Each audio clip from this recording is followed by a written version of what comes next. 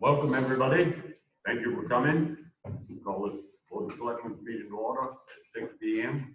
for August 6th. First item on the agenda is approval of the minutes of July the 24th. So moved. Second. Are there any questions, errors, or omissions of the minutes?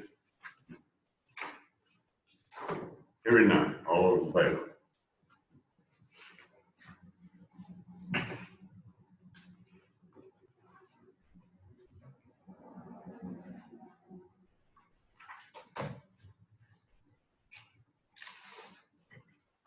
The warrant 56. Pardon me? The warrants. No, wait a minute. Oh, Minute. sorry. Okay. I'm jumping ahead.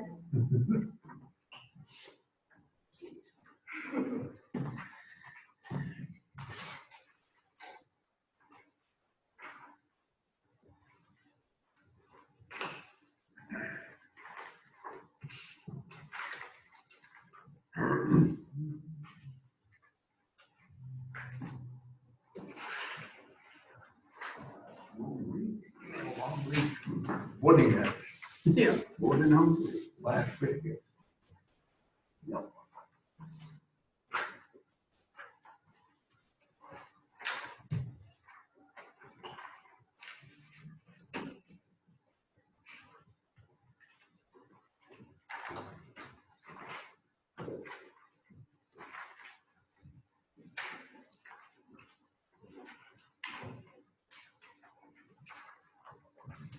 And we have warrant number 56 for $3,668.50. So moved. Second. Are there any questions on warrant number 56? Hearing none. All in favor?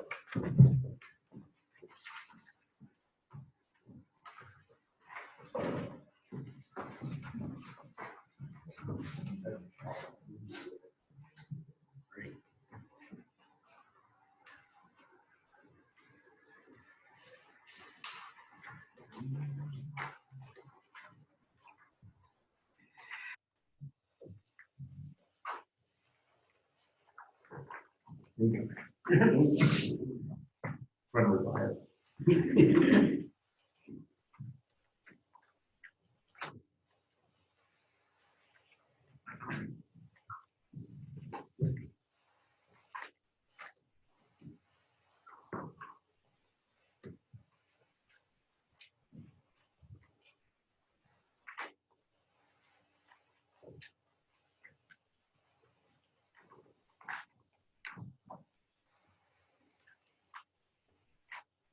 And we have warrant number 6 for $55,163.47. So moved. Thank you. Are there any questions on warrant number 6? I have a question. Yep. Is there a particular reason we paid Jeff Grant to do siding and windows and Jim didn't do it? I thought that was one of the whole purposes of hiring Jim.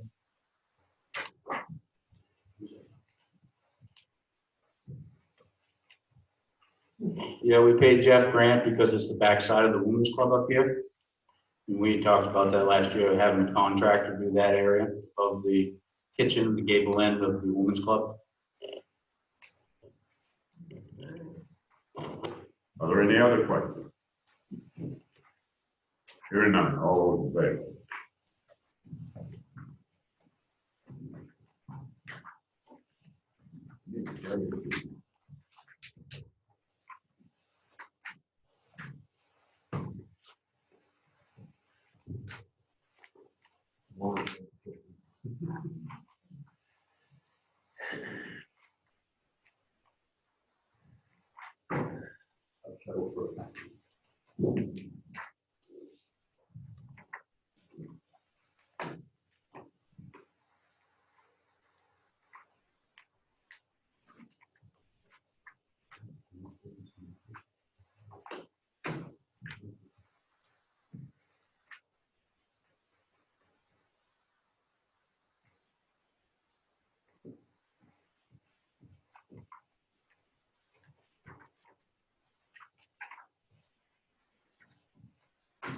And we have warrant number 7, $248.78.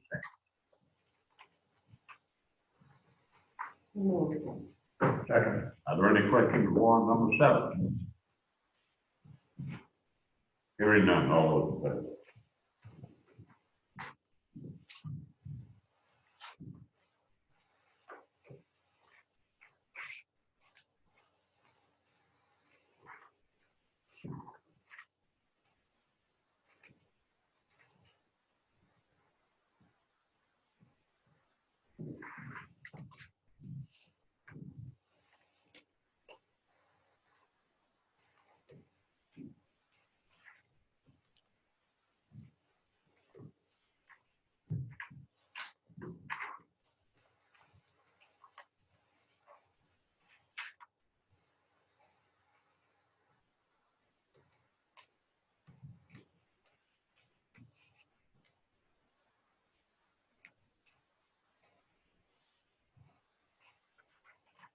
And we have payroll warrant number 5, $22,286.55.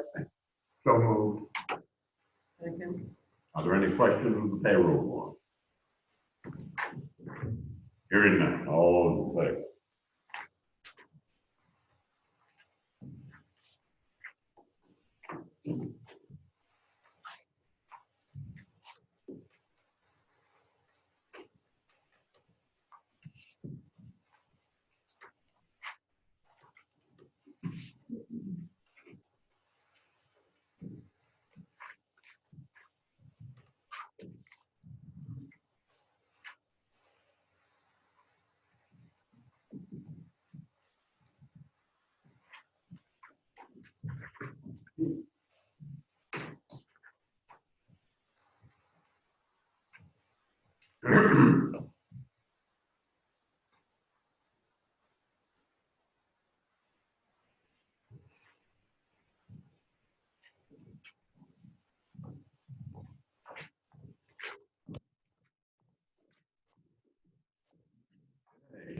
The report, the selectmen's report, Fred. I have nothing at this time. Yeah, Nothing at this time. Reservation. I have nothing in this one. Sheriff. Well, Nothing. treasurer's report. Are we solved? So, is this working? Okay. So with the treasurer's report, you received one of them. That was around 353,000 at the bottom line. After recalculating, because I had included warrants that didn't need to be in there, we are at $666,000. However, with revenues being very slow right now, and our next warrants have a minimum of, where did I put it?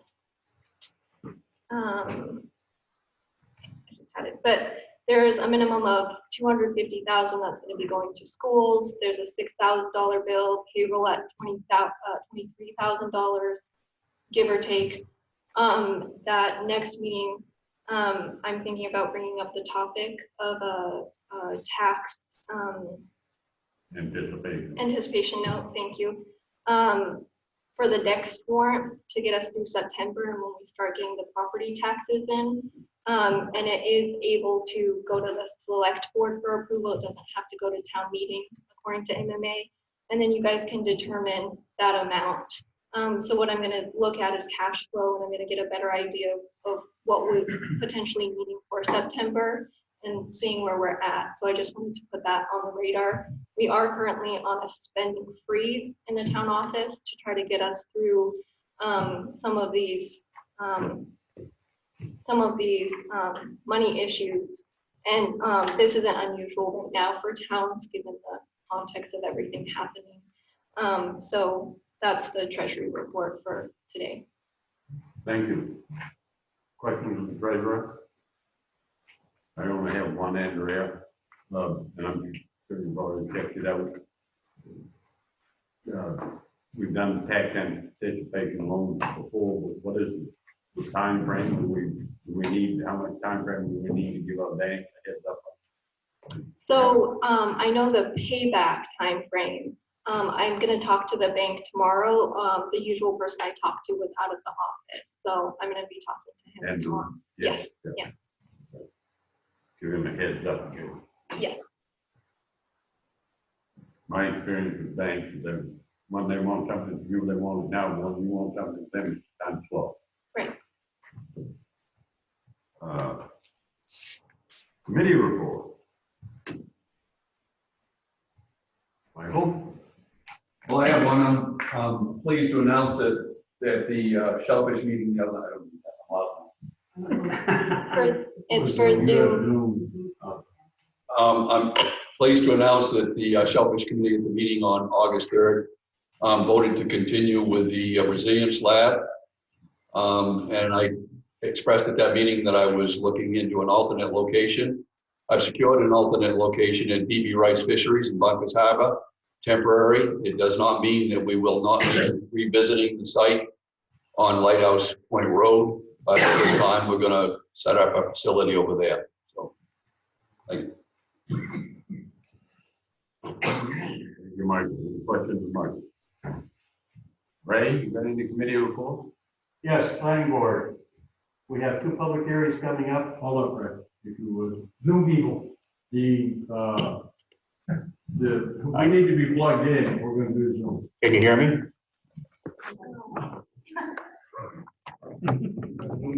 Can you hear me now? Weekend, evidently people outside. There you go. Okay.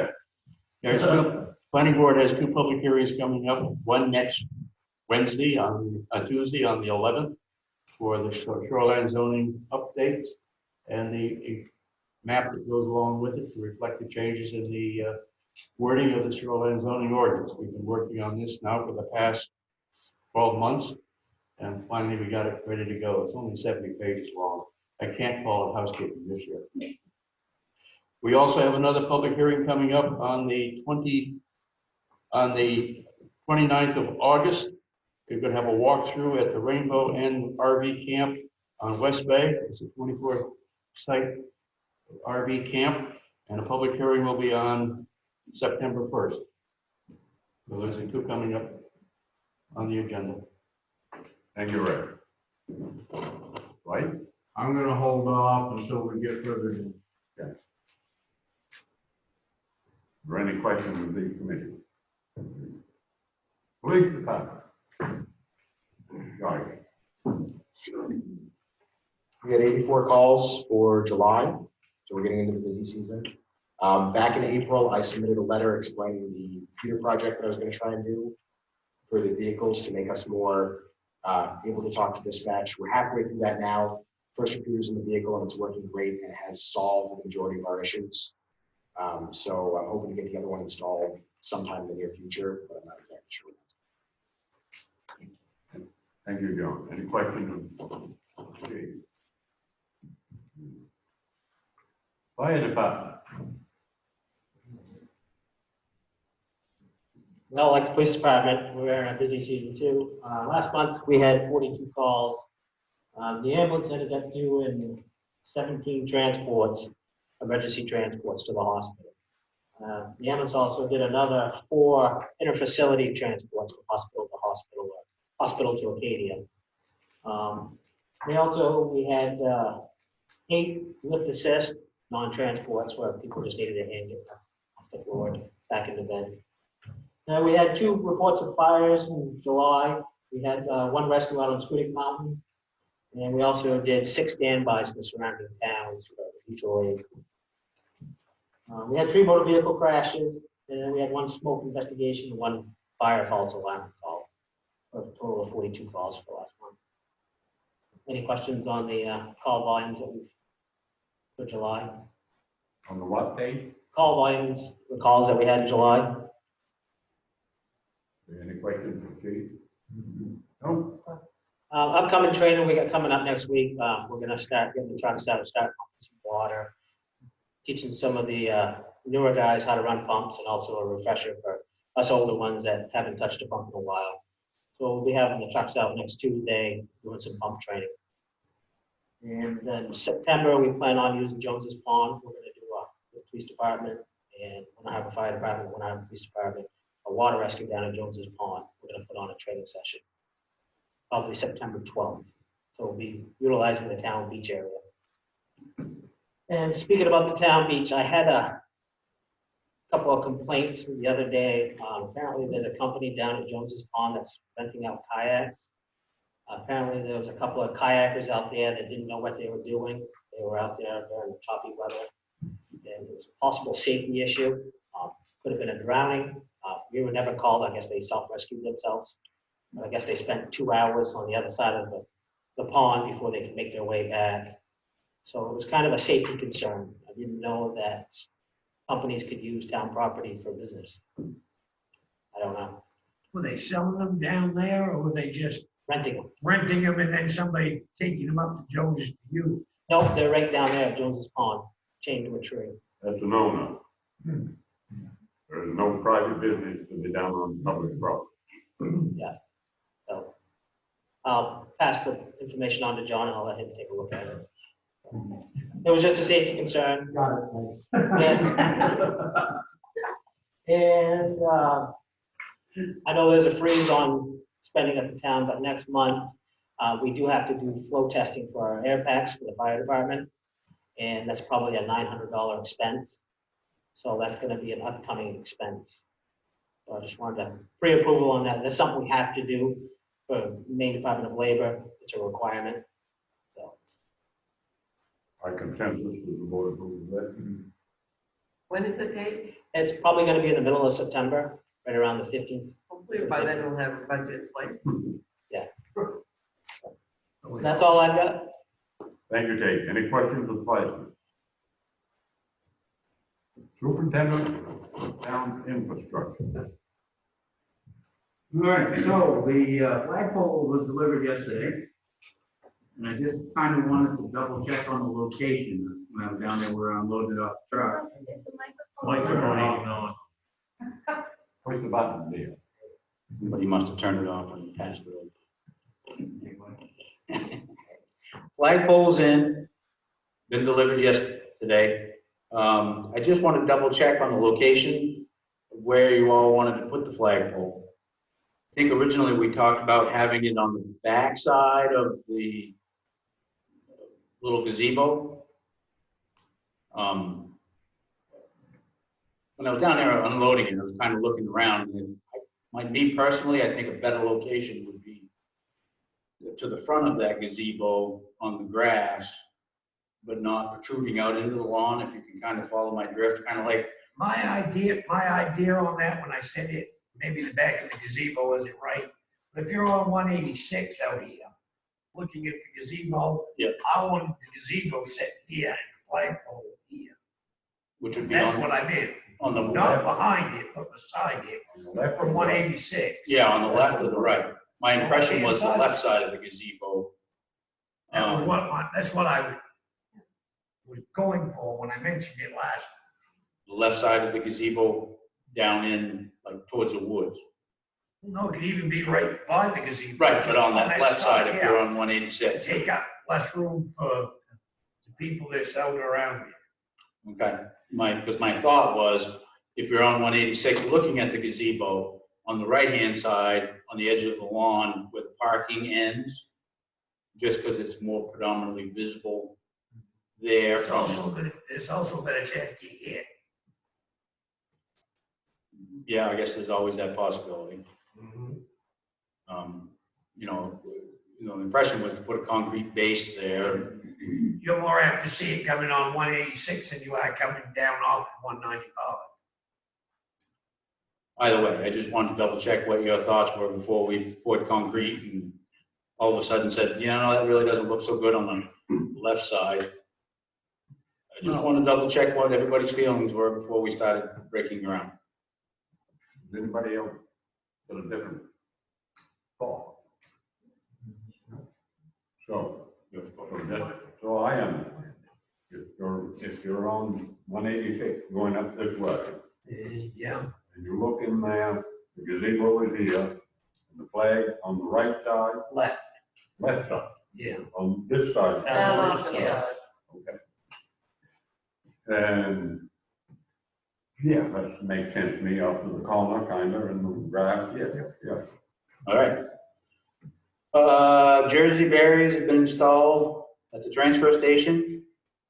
We had 3 delivered. Bob's gonna work out some sort of rod, or Bob and I will work out some sort of rod system so that we can run a chain across there. Already been brought up, the backside of the women's club has been finished up on the end. It wasn't too bad. He only had to replace 1 or 2 boards that were rotten. He wrapped the back gable window in tin, so that won't ever have to be painted again. That's done. Light poles in. The windows for the backside of the kitchen are in. Been delivered, they're not installed yet. We've been waiting several weeks for those. Those will be something that I install. And also the railing on the bridge down at Jones's Pond has been replaced. The old one was rotten and a hazard. Also, we had a request by some people to the town manager of a set of stairs going from the grassy area down onto the beach due to the steep incline. So I built a set of steps with a railing to access the beach from the picnic table area. And a little info on the kayak business type thing. I do know a little bit about that. That's that bicycle company that's over in Winter Harbor, Duck Pond. She rents bicycles and kayak. She has 2, 3, 4 kayaks that she has chained up to a tree down there amongst the other boats that are chained up there in the wood line, that she rents from the location over there, and people come down here, take the kayak and paddle around Jones's Pond. If that's something the board feels is inappropriate, then I can pass the message on to her. I think it is. I think, my opinion, it's inappropriate, not that, I don't have anything against the person or any other person. But if we allow that to happen, then somebody else can go up there and down there and set up some kind of a business and set a bad precedent. Fine by me. Does anybody disagree with that?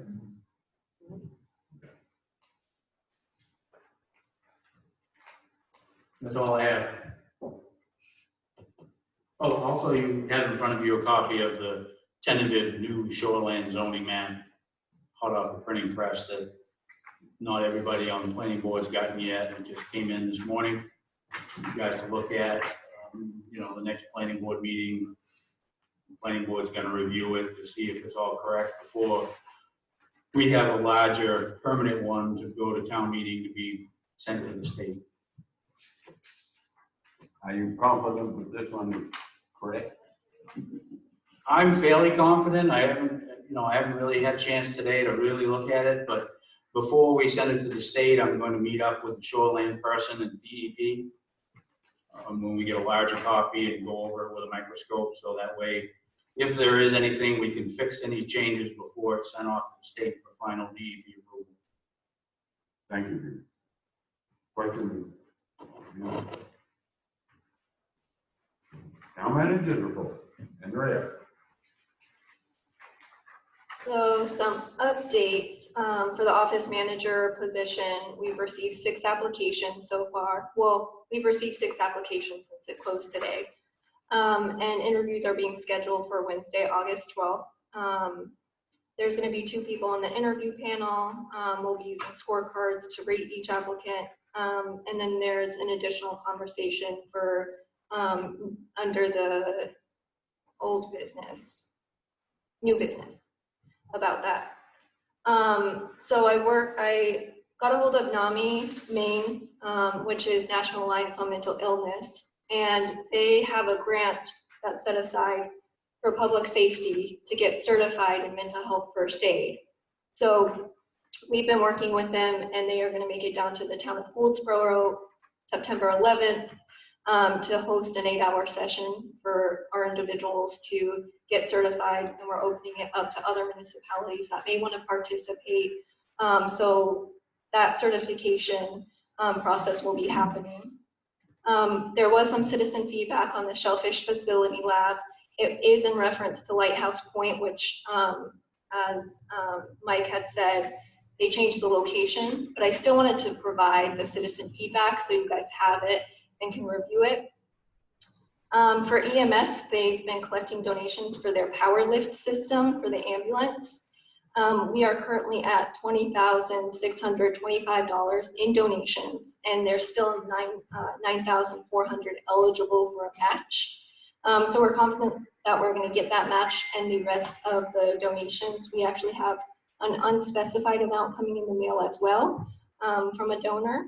And then if we reach over that, I think it's 46,000 some odd dollars, then what we have planned to do is to talk to donors who still want to contribute some money towards EMS, is let them know that we have other fundraising opportunities for quality of service or for cost-effective measures.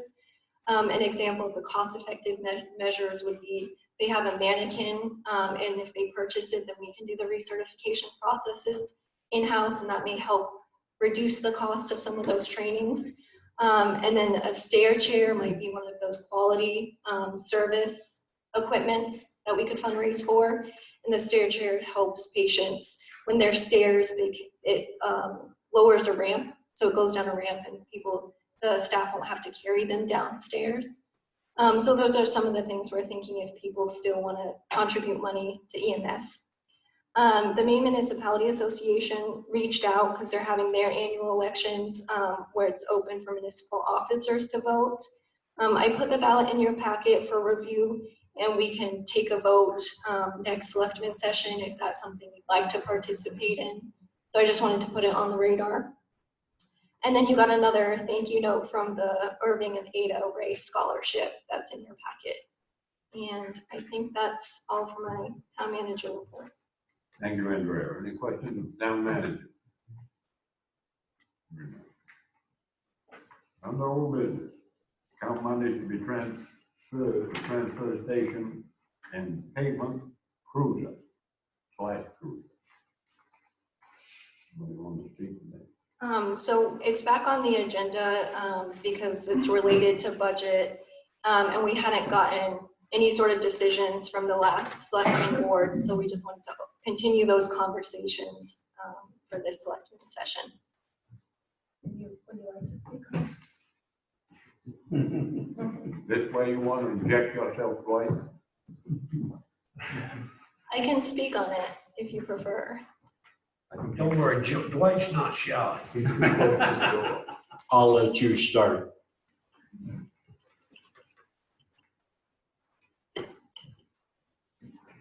So my understanding is that the transfer station is actually going to be going through Public Works, if that's correct, Ray. That request for transfer station is going through Public Works instead, or is there still the reserve? Whatever money's not available to meet the bid, the money would be taken from Public Works to make up the difference. Okay, So we have about, I think, 13,000 or something like that. so then the If it comes remaining in under amount. 20, then only be about 6,000 or 7,000 out of Public Works. Okay, Thought that was coming out of the land purchase reserve to offset the difference into The decision somebody has to make. well, yeah, I think the idea was that we had $12,000 in transfer station reserve account. My understanding was we had roughly $12,000 in the transfer station reserve account. And rough number that we had to do that fourth roll-off pad was 20,000. Again, that's very rough numbers. The idea was to take the extra needed money from the land purchase reserve account that is needed and transfer that into the transfer station reserve account, so that no extra monies would need to be raised from taxes this year to complete that project. Whereas we have 117,000 change in that land acquisition reserve. That's the last conversation I remember on that, Mike. Did we talk about that, Dwight? I'm gonna take that one. You're gonna keep that one. Wait one second. I'll turn the button on for you, right? See what- yeah, I'm gonna turn it off. just remember, whether it comes from land purchase or from the other account, the reserve account, it has to be approved by town meeting. All right, so what we're looking at, and this is sort of a good example of how budget meetings have been going. And I hate to say that, but we keep going back and forth, and a lot of decisions we'd like to make, we can't make until a decision is made by the Board of Selectmen as to what to do with these funds. And Jim has mentioned taking some of this money out of the land purchase reserve account. We also addressed last night, because you've also got the cruiser on here, taking some of the funds that the budget committee voted on last night to raise for the purchase of the new cruiser from that land purchase reserve. And I believe also some of it was going to go into paving. The problem is you've got $117,000 for round figures in that fund, and once it's gone, it's gone. Right. So is this year to use it? I don't know. But what we voted on last night at the budget committee meeting was 12,000 for the cruiser. That's correct. But that would be, you want to answer that, Dana? Sorry, I didn't mean to take it. I apologize. It's a double. So in going back and forth at the meeting last night, as far as the cruiser reserve, and I hate to jump around, but this is the way things go. We know John is looking at a different type of vehicle, and basically the way it was explained last night with what he had at the end of the 2020 fiscal year, plus 10,000 set aside in a reserve that we have in this latest printout from the budget, plus 12,000 for the land purchase, we just about give him enough to purchase a new vehicle before the end of the current fiscal year we're in now. Am I correct in that? Yes. Yes, including the road.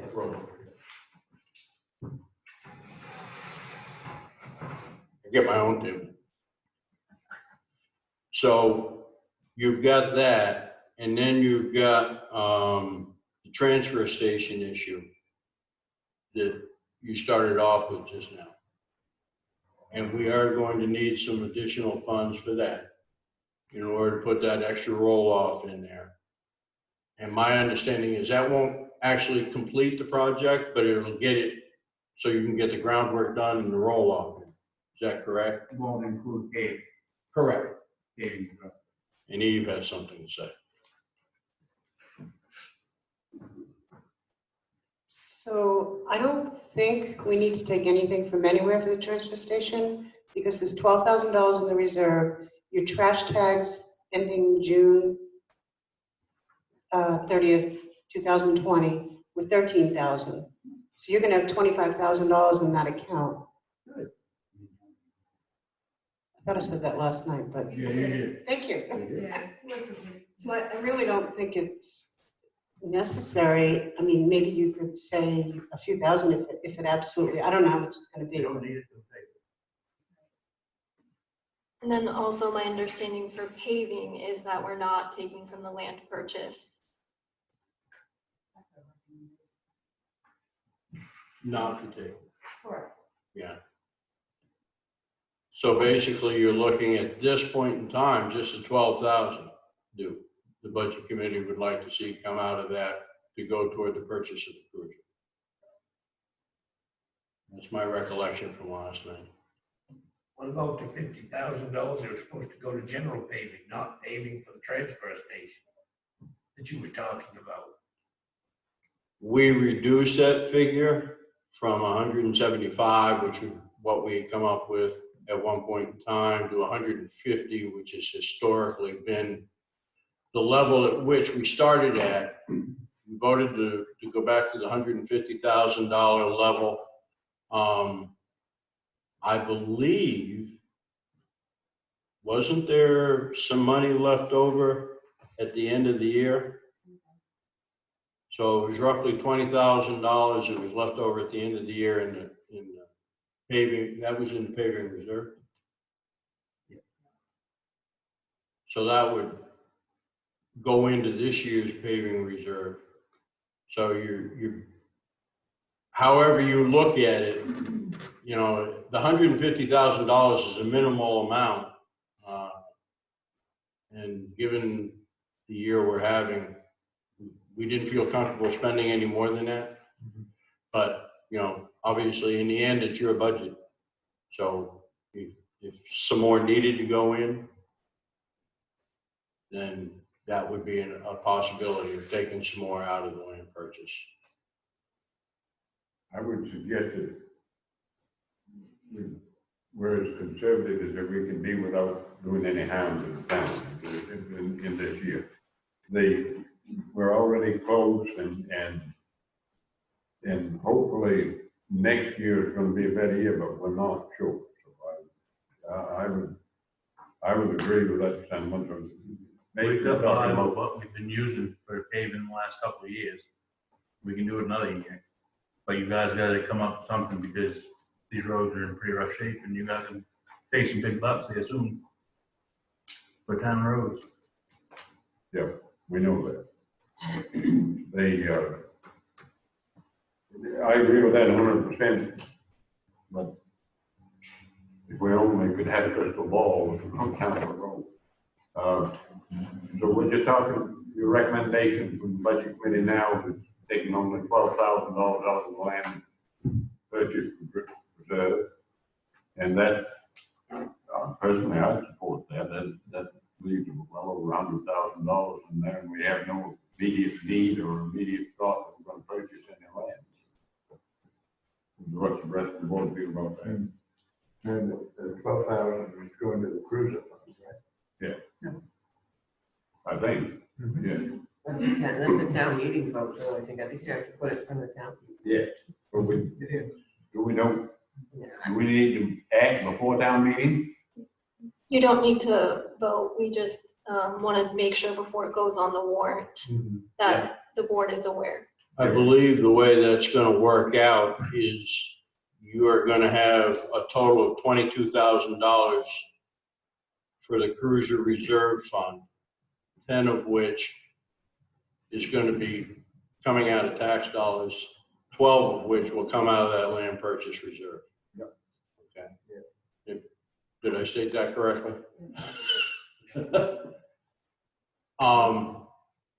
And that would be it coming out of land purchase, which, you know, I agree. We should be trying to get more going on the roads, but at the same time, we're right nip and tuck as far as paying the bills. So yeah, that's where we sit. Yeah.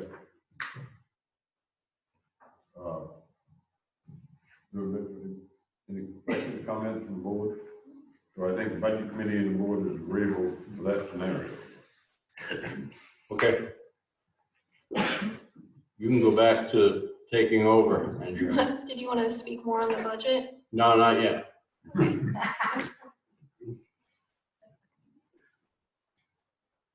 That's all we have for that. That's all we have for that item. Thank you. Town meeting location. Yankee Stadium, I think. Only if we can throw Molotov cocktails. I ain't one New York. So I keep getting updates and things are changing, as I'm sure you know, with so many emails. The latest update is, according to an executive order, we can have up to 100 people outside, social distancing. And I think that there might be some issues on the square feet, so depending on where it's at. We do have the option of the rec center outside, the rec center inside. On Monday, one of the feedbacks from people in the meeting is that it was really hard to hear and there wasn't a lot of people there. So we anticipate with town meeting, it may be really difficult for people to actually hear what's going on. And then mixed with having Zoom available as we've been doing with meetings, could cause some issues. The school says that we can use their field outside, but we wouldn't be able to use any of the facility, including the restrooms. And then Winter Harbor says that we can use their gym, and they do have acoustic tiles that helps with the sound. So those are some of the options that I found, and I just wanted to present to the board. Ultimately, wherever you guys would like to host it, I can. With the same number of people when I have it. So it's up to 50 people inside regardless. The difference is just the acoustics and the sounds Well, and a little bit more space. my role is counting the garden party. I've been in that gym over there, and I don't think the acoustics is that much better than our own. It's a very nice option. Thank you. I'm not 100%. Thank them very much for that neighborly position. And then there's that thing that I think Gouldsboro County, Gouldsboro, let the whole damn town go.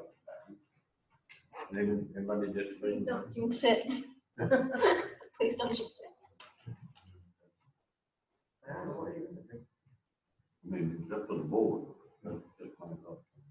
It won't be the first time they've had a town meeting in the community center. No. They always used to have it. But you can't have 150 people, we normally have. Oh, yeah. No matter where we have it indoors, you can't have more than 50 people. I'm sorry to interrupt. One of the outdoor options too, if it can work, is if it's outside of the rec center, the state has some ideas like a drive-in where people can sit in their cars, and that adds a bit more to that amount. Any place we choose, there'll probably be a logistical challenge, including how we're going to address Zoom in town meeting. But outside at the rec center, there might be ways to park the car, but I also know parking is limited too. So I just wanted to mention that. Who knows? But I'm assuming that probably the number of people at town meeting this year is going to be less than normal, just because of the COVID situation. I would be, if we're going to try to do it, schedule it for an outside thing, and we'll wind up with less people, we could pretty easily move it inside. That may be challenging, just because we do anticipate having microphones and Wi-Fi and cord set up.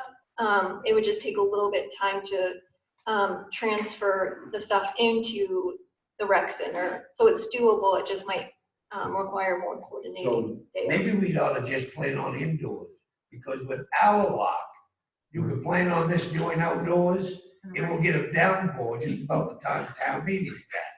Well, That would be just about the way it would work. obviously, we've got to we should advertise the weather's bad, we're just going to have to postpone or do something.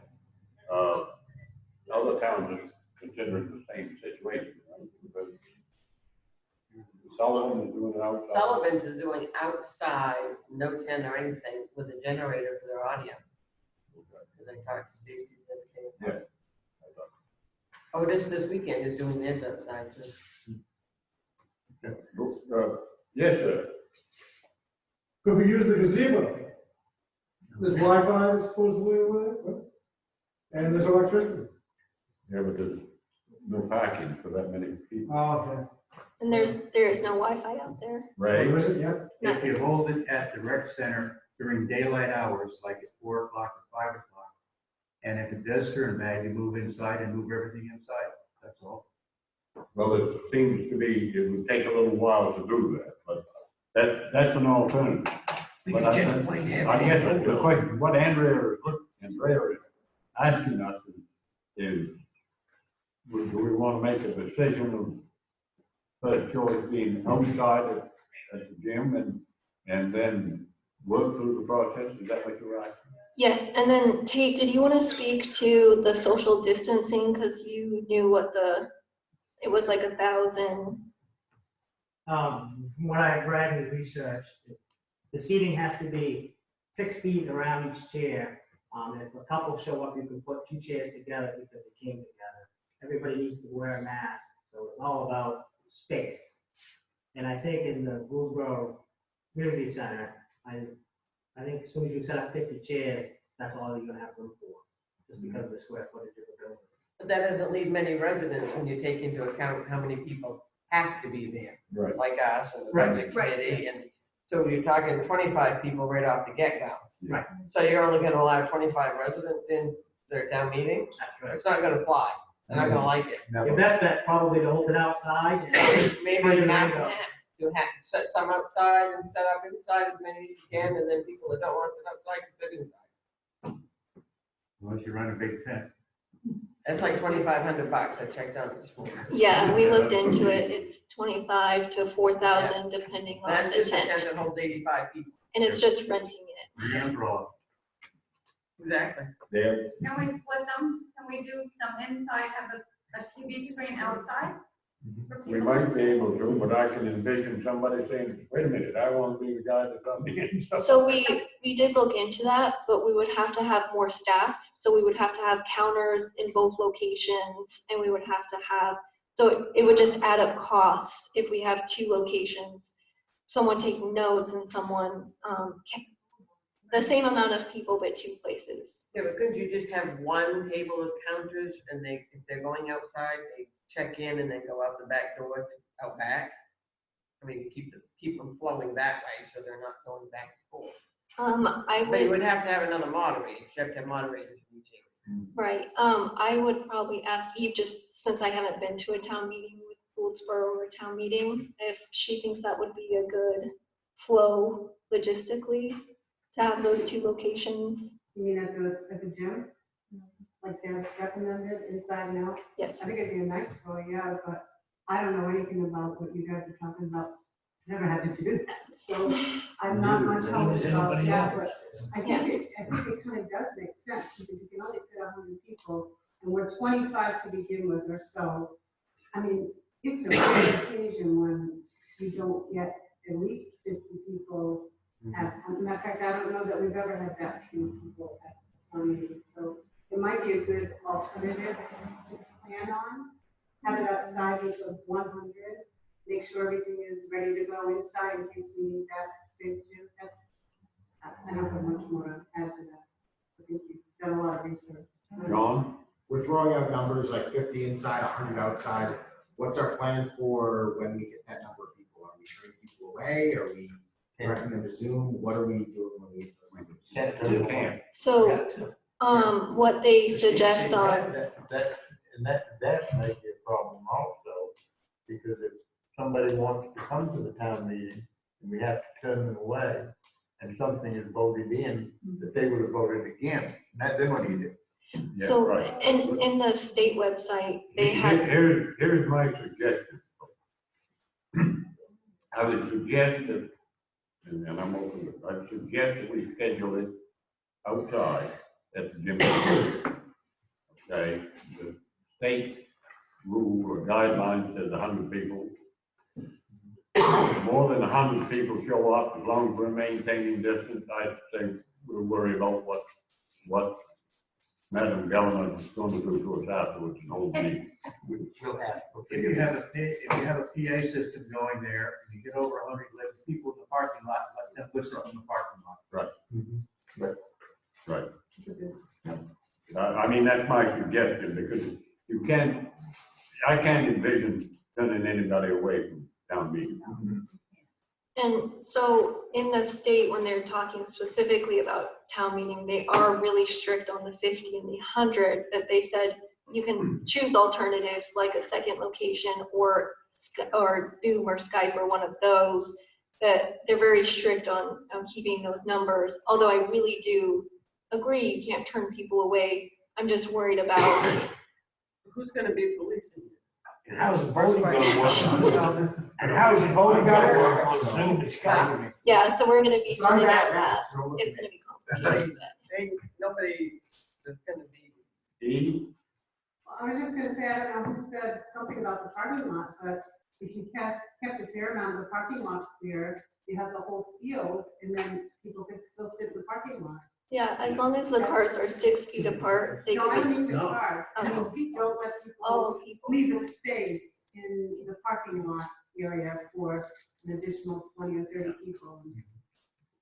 I'd say Okay. one of those cases where we better ask for forgiveness rather than permission and have a town meeting and then let, as long as we can distance people. And hey, if you got the whole ball field and you've got the package and all of that, more people can show up than that. John can't fit us all in his car, so. I'm also really bad at math, so you guys are fine. I mean, you know, not to be a wise guy, but the rules and specifications, we'll do our best to abide by them, but I'm sure we won't be the only town in the state of Maine that Exactly. right to the east. Exactly. Another question that came up in this conversation is Zoom and the logistical challenge with offering Zoom. And we have set the precedents that each of the meetings are via Zoom. But is that something you guys also want? Is that people can vote via Zoom? It's just so that I can You strategize. have to be in person. Okay, I'll make sure to highlight that. That's really gonna make this big. Right? The way it is, it says it right in the book. That's interesting, because last night when we voted, we took into account the votes via Zoom. You didn't see the people. But you're saying that, Town meeting, you have to be in person to vote. Yes. Yes. For your vote to count, you have to be. in person. Committees, I think, are okay. That's probably different. So I think we're ready to entertain a motion to declare the ball field as on Farm Road for the location of town meeting. All right. Do I have that? I got a quick question. You guys come up with a rain date just in case it does rain? That, Tell me that. No, we just have it in the rain as long as it's not pouring too hard. just tell people bring their umbrella. It'll be a very short meeting. It'll go quick. Exactly, break around. Somebody make a motion to pass all items on one vote. Make a motion that we set the town meeting for the community center and the inside and out for August 19th, 26th, the 26th. I'll second that. Amen. Any further discussion, all right? time, What day, was that a Wednesday, Tuesday? It's a, August 26th is a Wednesday? Wednesday. Yeah. What do we normally have it, 6:30? It said the town newsletter 7 o'clock. Yeah, I think it's 7, I think normally. We started a little bit early. It's the night, so the days we get on Thursday. to Wednesday. A little bit earlier. I would do. Cedar time after 7:30. 6 o'clock? Sounds good. 6 o'clock, sure. Okay, at 6 o'clock. Any discussion? We've had it. All those in favor? And hope it works. You can't keep second guessing it, or you never get it done. You just gotta do it and suffer it out. Open the bid for warming pot. Yeah. Wow, of course, it's one. All of that. Hope this doesn't string today. What? This doesn't string. Opening all.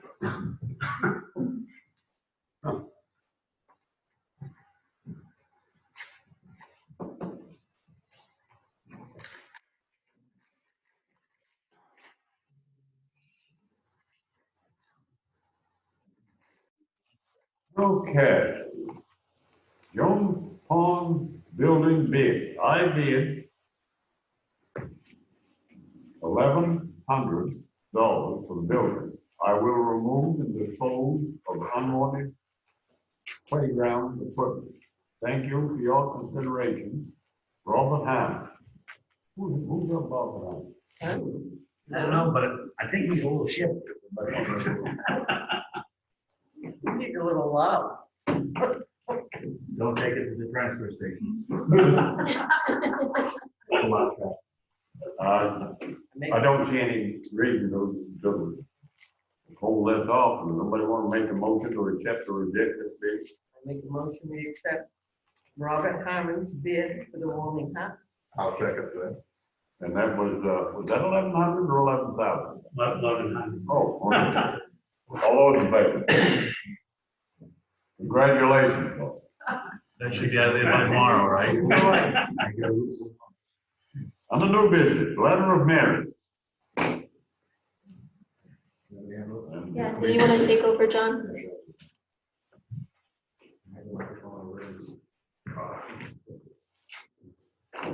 So a while ago, I had approached you about wanting to do something for my officers as a thank you. What I decided to do was write them each a letter of merit to go in their file. The board had said that they had been amenable to being part of it. So I put all of your signatures down at the bottom, or all of your names down at the bottom, hoping that you would sign it as well.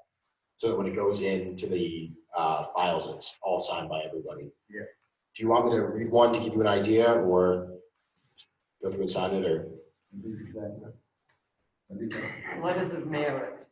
Yeah, I got that. The last. No, do you want me to read it out loud, or are you just signing it, or?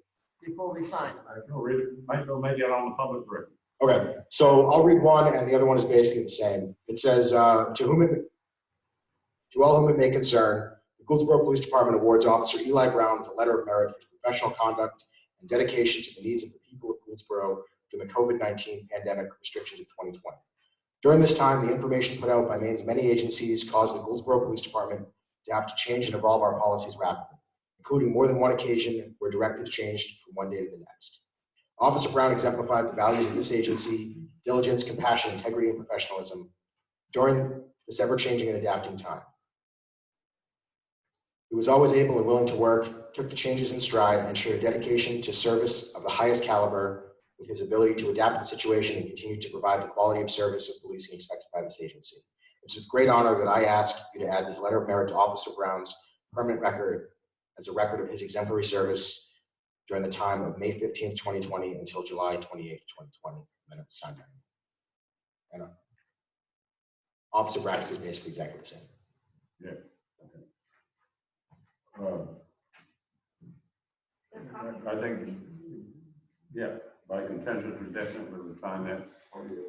What about Officer Shiver? I didn't feel right writing myself one, so right now it's just for the two officers. That's good, because he's a little shifty anyway. I know. I can write one and I'll bring it the next session. I would suggest that the board support that the town manager write the same letter and put it in the file at some point. I mean, you don't want to pat yourself on the back, John, but we do.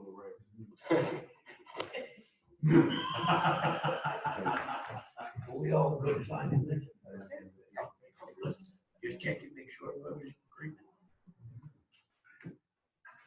Gotta sign it like you want a ticket on your car and you go to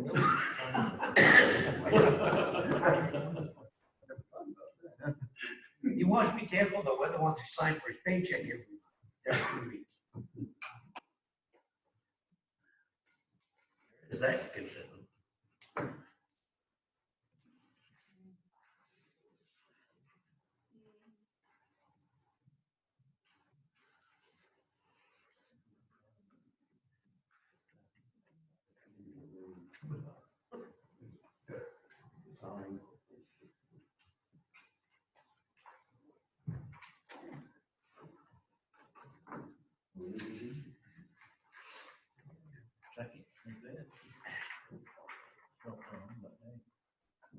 All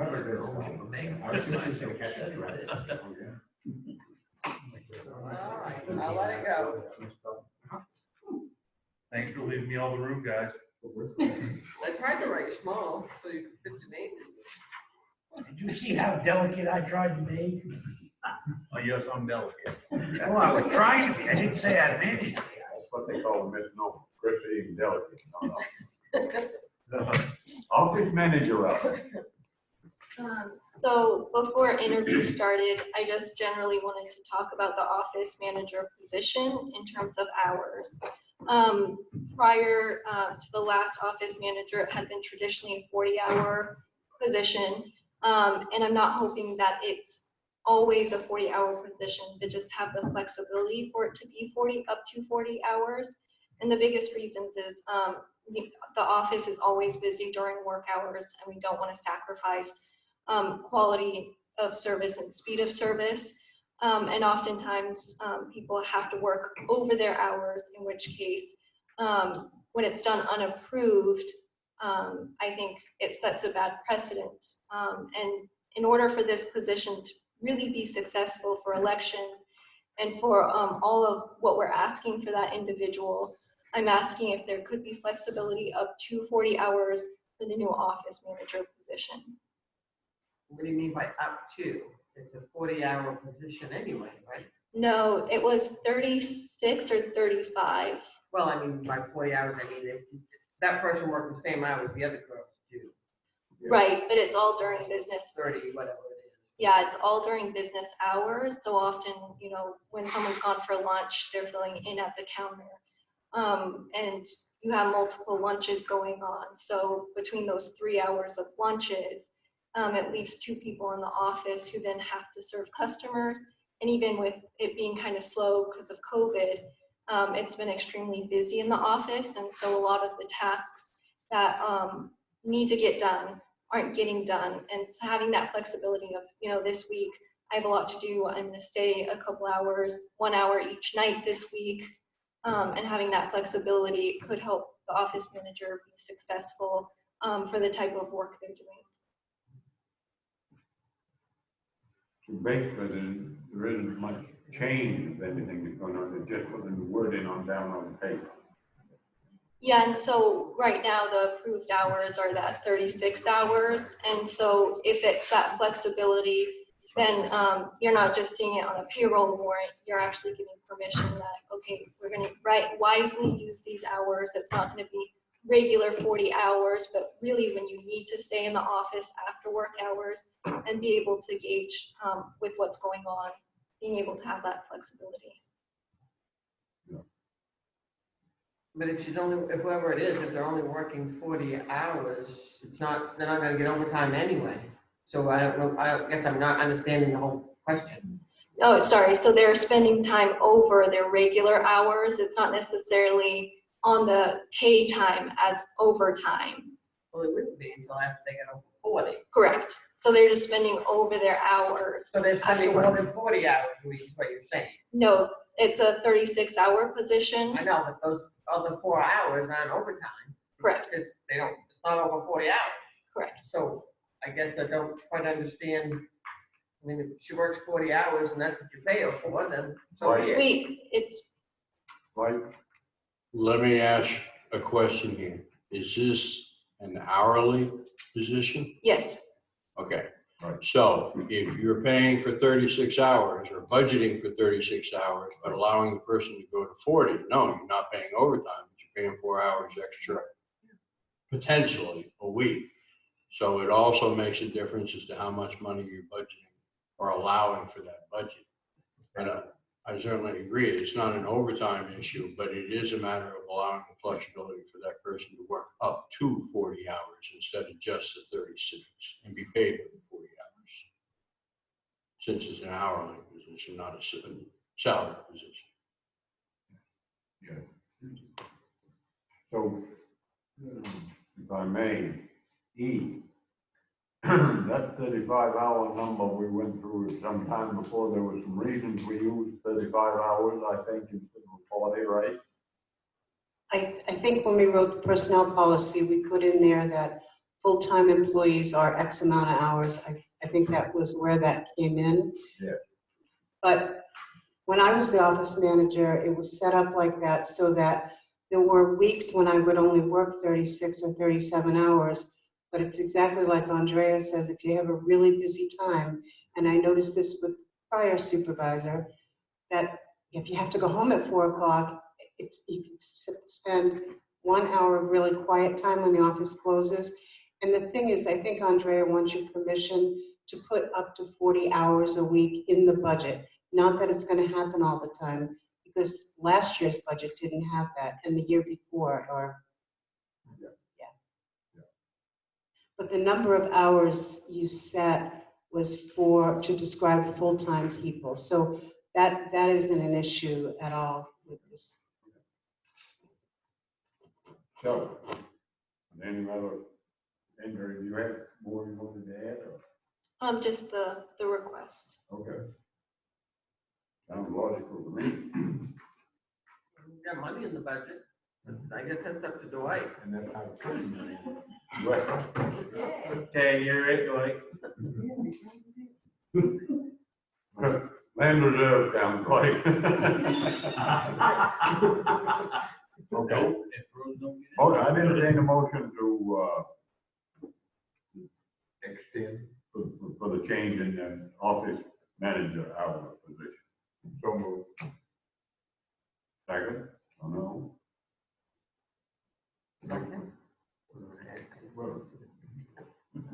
Any further discussion? All those in favor? Opposed?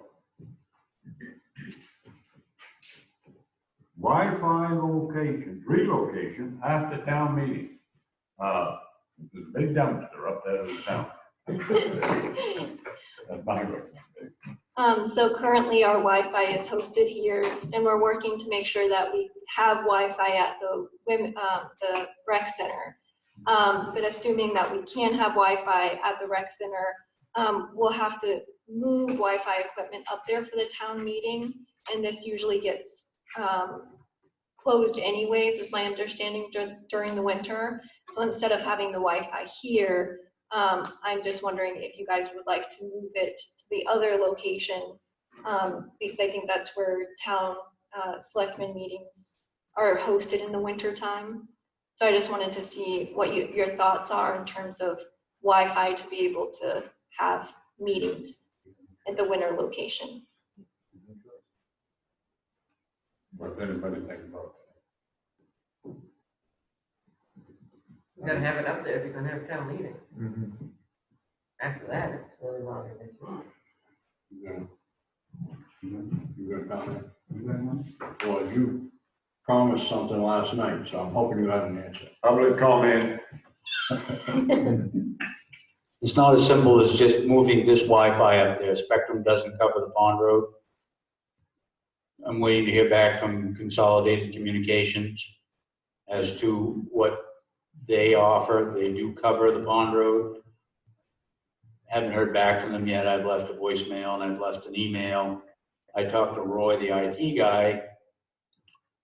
He basically is the one that assures me that Consolidated does cover that area, because when it was a grammar school, they did have dial-up, I believe he said, at that time, but that was 2000 and long ago. So he is, his assumption is there is something up there for internet. It would be a new installation through Consolidated Communications. What I've read online is they have a contract,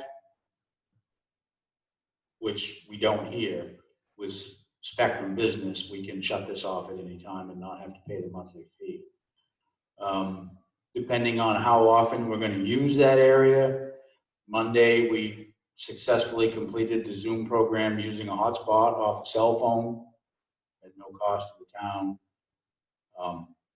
Again, the plans that I saw online were $85 a month, not counting taxes and fees per month, and they were a 3-year contract. That was for a speed of 100 something. I'm not an IT guy. Okay. So they don't have any, because there's still a phone up there, right? They don't have. There is a phone, yes. So they don't have any type of bundle where you get internet phone like I have at my house? Again, I haven't spoken to anybody in person yet. This is just stuff that I got offline today. I'm sure they do, it's just a matter of how much. Yeah, and again, it's how much the town wants to spend, understanding that, yeah, we may be using that gymnasium for meetings through the course of the winter. I'm sure after having one meeting up there, everybody's going to agree that you can hear a lot better down here, but, again, the cost of heating this building in the wintertime is unreasonable. So unfortunately, I think our only alternative is going to be the gymnasium in the cold weather. So, Eve? I just wanted to ask about, Jim mentioned the hotspot. Yeah. Can we just not have the hotspot for free? Yeah, Andrea. So that's Jim's personal phone. So I can vote that Jim be at every meeting, but it's his personal. No, that's not his personal phone. It's his Our personal, personal telephone, but the hotspot is a part of the in the phone. part of it. So, You and have one, don't you? so it's $5 extra a month for me to add the hotspot. It's not including the data, but it would just mean at meetings, myself or Jim would have to be present because it'd be on my work phone. So it'd either be a matter of passing my work phone to whomever is hosting the meeting.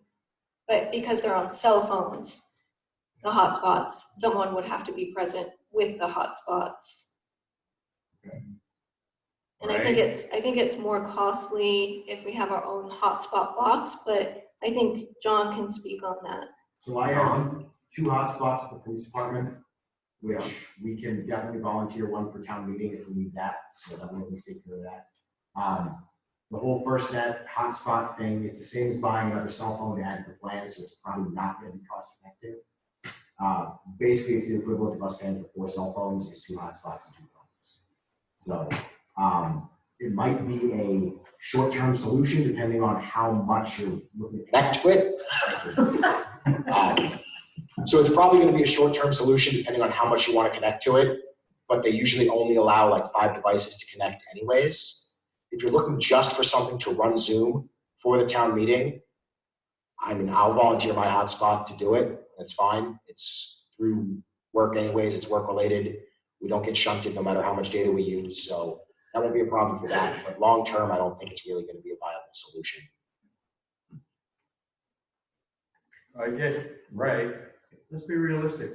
Not only your meeting's gonna be held up there, but planning board meetings are gonna be held there as well as any other meetings for the winter, because it's certainly not gonna be in here when it's cold and it's not big enough next door. So whatever you do is gonna be used at least until spring of the year for many organizations. well, I kind of was hoping that the whole thing was gonna go away before then, but I don't think they can say so. After the election. Might be all done by the, might be all done the Wednesday after the election. November Yeah. 4th. Why? It would be a miracle.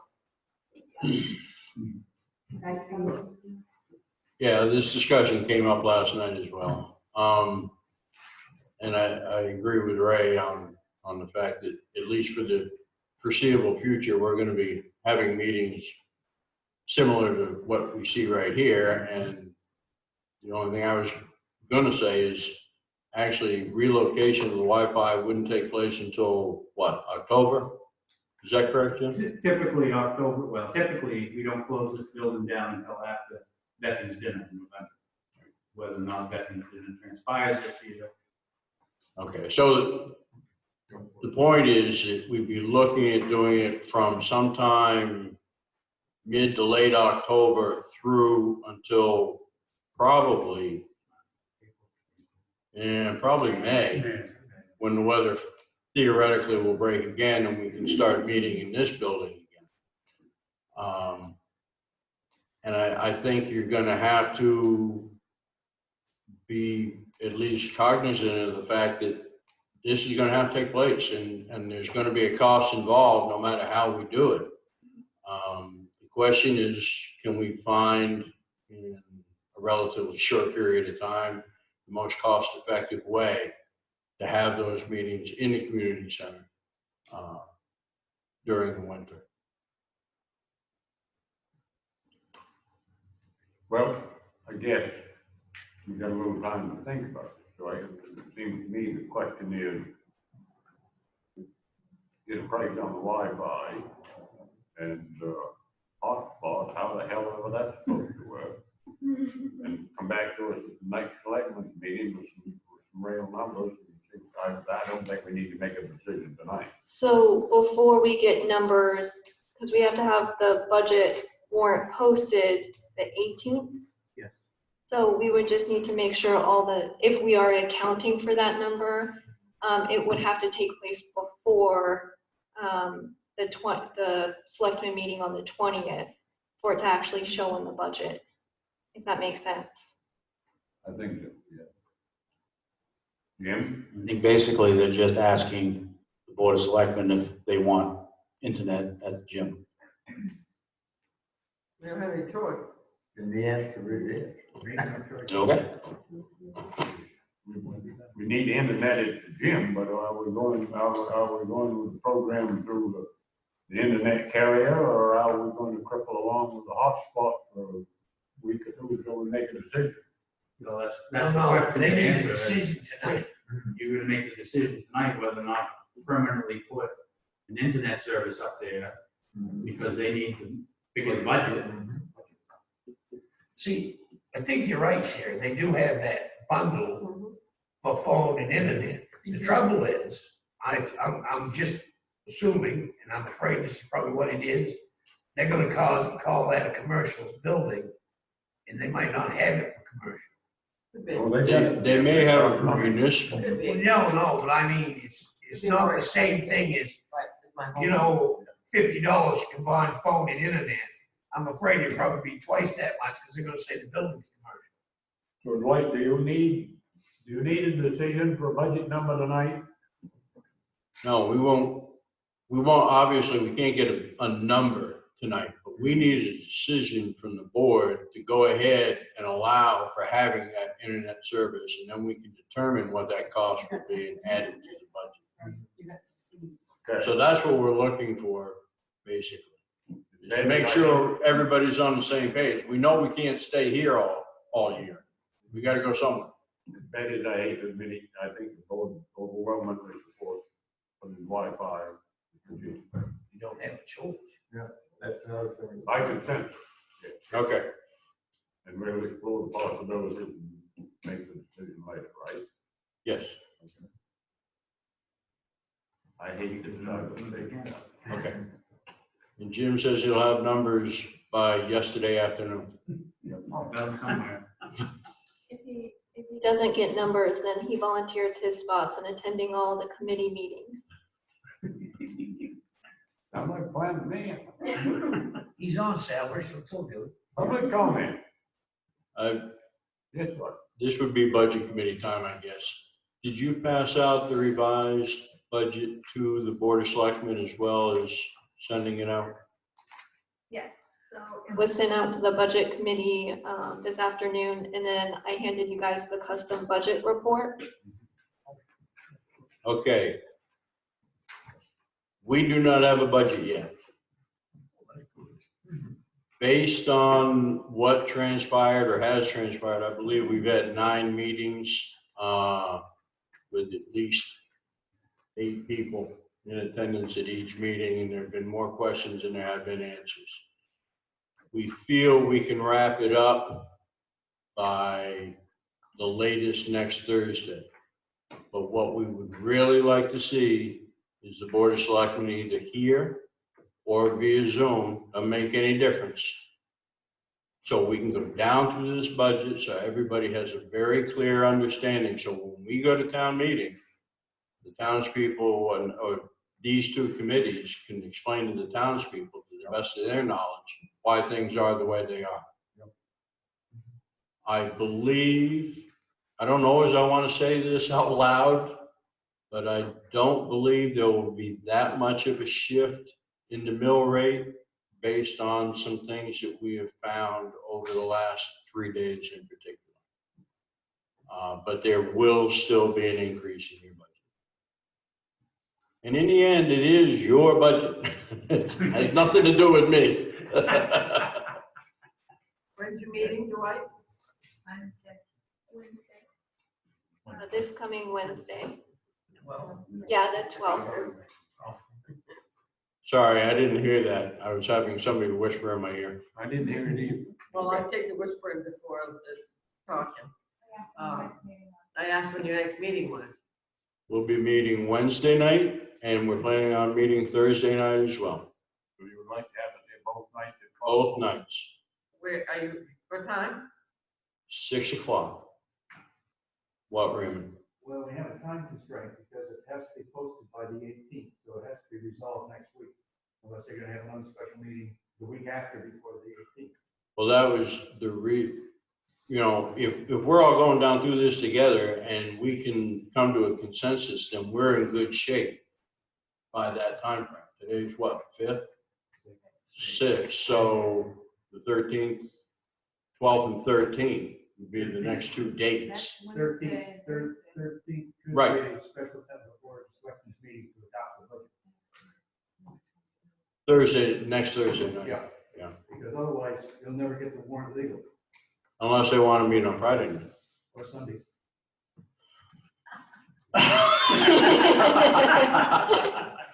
So the intent here is, You want us to come to a budget meeting? no, I want you to go, I want you all to be here. I know. So everybody understands what's going on, and that you can vote on this budget or your version of the budget. If we have a place where we can't come to an agreement, then we'll recommend one thing, you all recommend another, and that's the way it goes to town meeting. Yep. But we've got almost everything in place, as far as we can tell.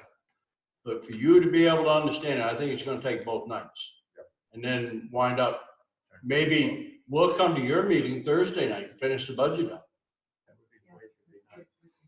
And one other note I wanted to make about budget is I promised I didn't make a mistake when it says 2022. Trio just doesn't understand that we're budgeting for 2021 because that's our current year. So when it says 2022, it should be the 2021 budget. And if you go down through those numbers, the first two dates are the budget we're under just completed supposedly, and what it actually was. The next is what was proposed back in February.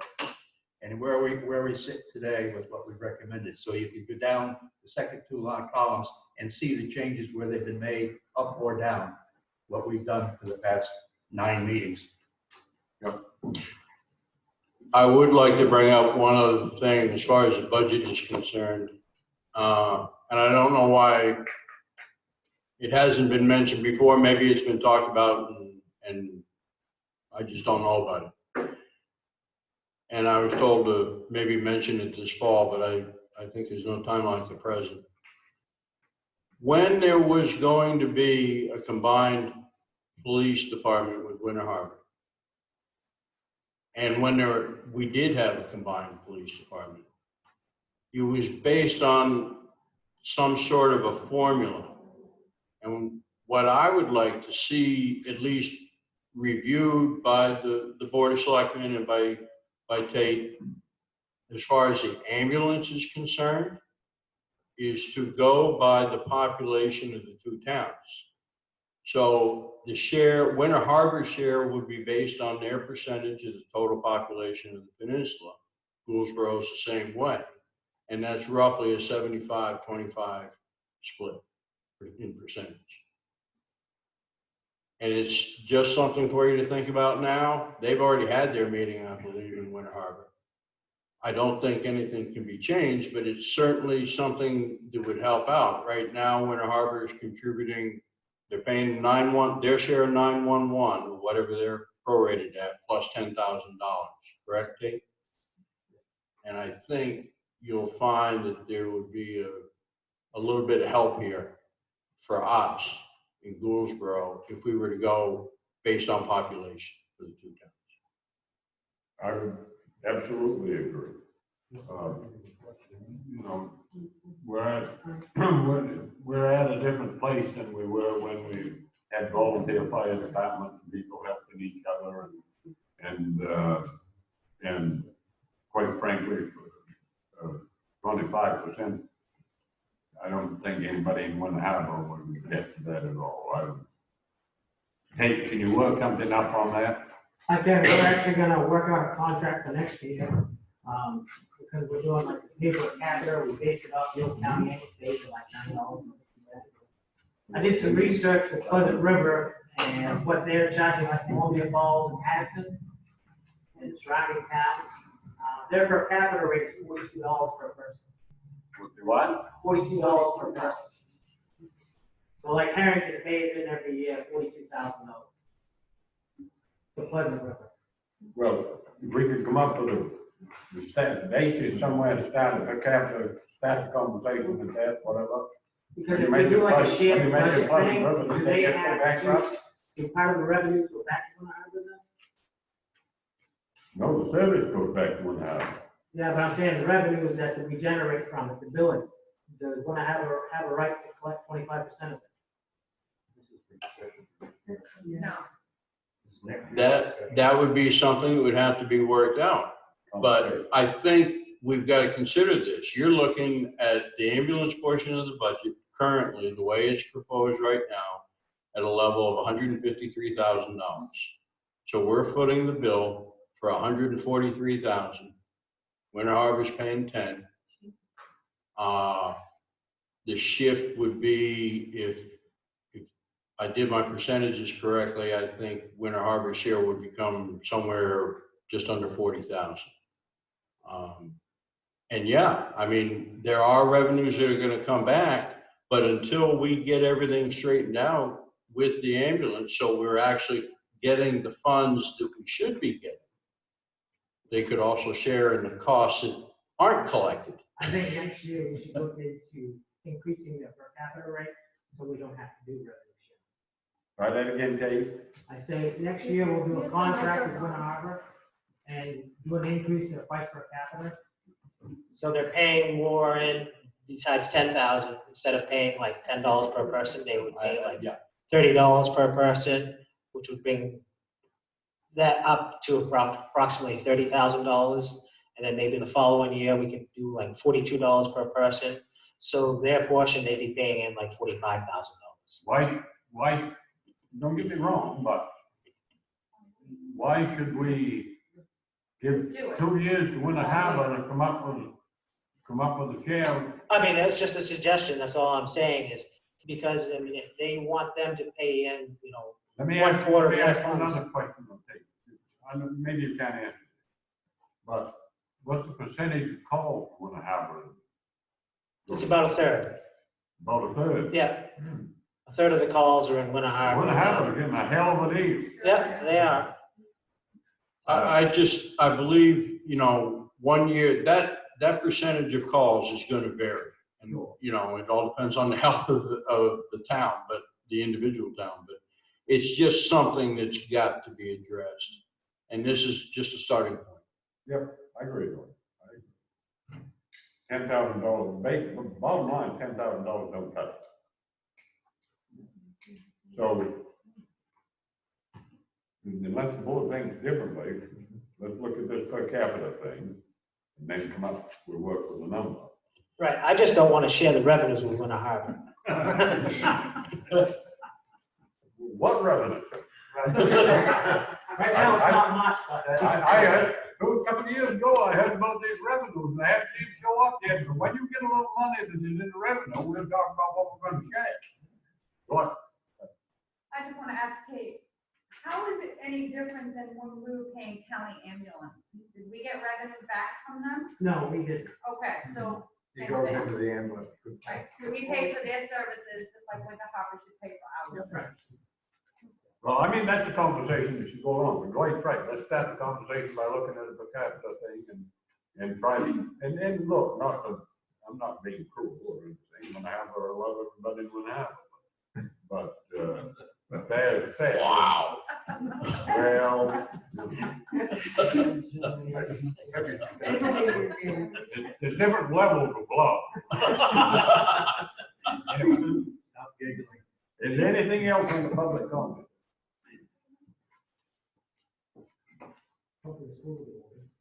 We'll see you next Wednesday. I can't hear what you think. We'll see you next Wednesday. Yeah. Wednesday. Motion to adjourn. By the way, before we do adjourn. Well, that was quick. Again, but I can't help that. It's very difficult for the budget committee to go through this process this year, and you need to be commended for what they're doing.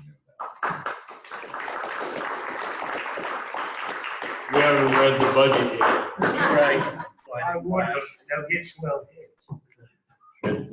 And White has been telling me for, I think, 35 years, once a year, it is your budget. But without his help, it wouldn't be that. Motion to adjourn.